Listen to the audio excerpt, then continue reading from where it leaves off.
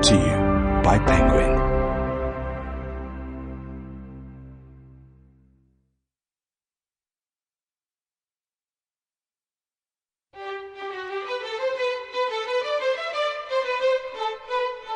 The Universe in a Nutshell by Stephen Hawking.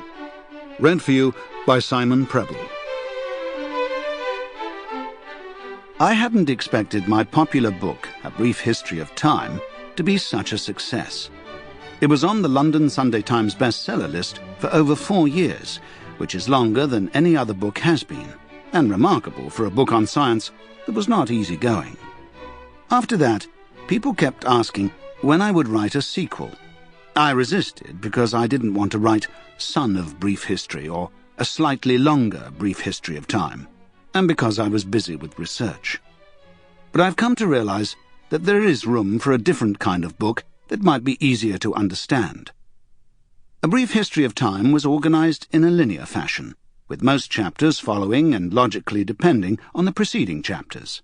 This appealed to some readers, but others got stuck in the early chapters and never reached the more exciting material later on.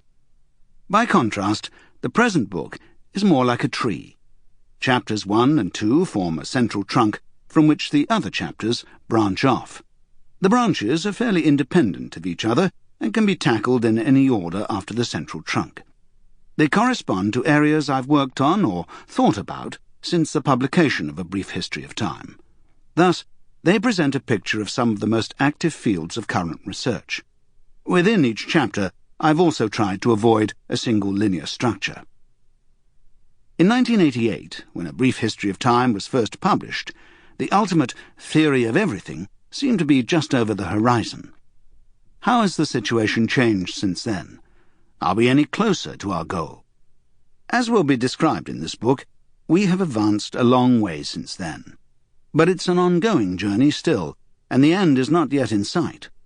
According to the old saying, it is better to travel hopefully than to arrive.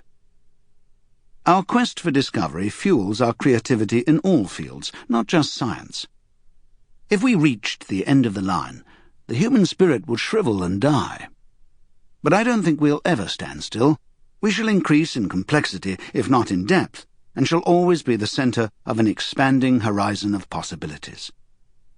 I want to share my excitement at the discoveries that are being made and the picture of reality that is emerging.